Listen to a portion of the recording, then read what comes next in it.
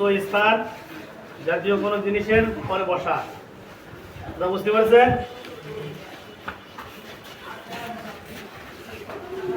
এক নম্বর আছে নিয়ত করা সুন্নাত। নিয়ত করা কি সুন্নাত? এক নম্বরে নিয়ত করা। তাহলে বিসমিল্লাহির রহমানির রহিম পড়া, এটা কি সুন্নাত। এবার তিনবার মিসওয়াক করা, এটা তো পড়বে নাকি? এবারে প্রথমে আছে কি ধোয়া। কোনকে কাকে বলে? এই যে একটু এই কবজি সহ যত করা, কি সহ? কবজি সহ। কয়বার ধোয়া? তিনবার ধোয়া। এবারে তিনবার কুলি করা। যদি কোনো ব্যক্তি রোজা থাকে, কি থাকে? সে গড়গড় করবে না, আর রোজা না থাকলে গড়গড় করবে। তাহলে বুঝতে পেরেছেন?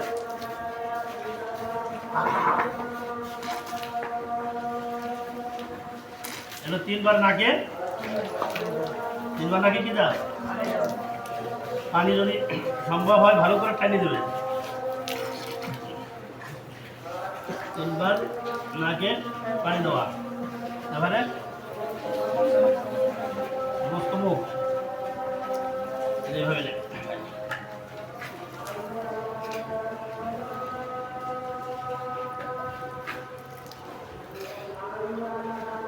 সমস্ত মুখ কি করবে? তিনবার। দাড়ি যদি কারো থাকে এইরকম বুঝতে পারছেন? এবার আসেন দুই হাতের করে সহ এবং ডান হাতের করে সহ কি করা? তিনবার ধৌত করা।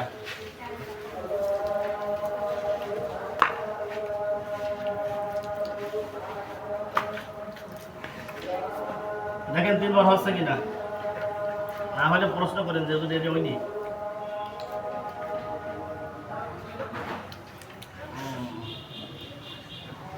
দুই হাতে দুই আঙ্গুলে কি করা? খেলাম করা।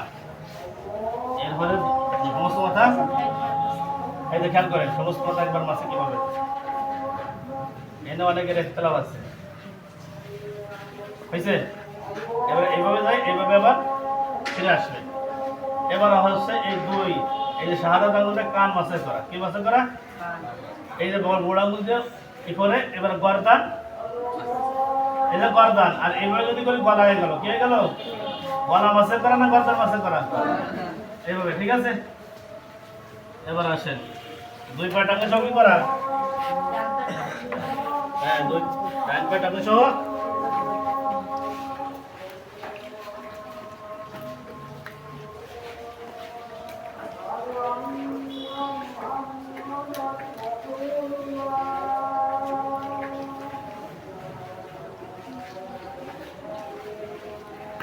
আছে দু নম্বর আঙ্গুলি খেলাম করা। এই যে আঙ্গুলি এই পাত শুরু করতে হবে, এই পাত এই আঙ্গুল দিয়ে এখানে শেষ করতে হবে। দেখেন এক পাতা পানি দেওয়ার হয়েছে কিনা? আরো একবার হাত পাতা হয়ে গেছে, আর ওগুলো হয়ে যাবে ইনশাআল্লাহ। হয়েছে? আমি অনেকে দেখি বদনা বলে এই বিবজরে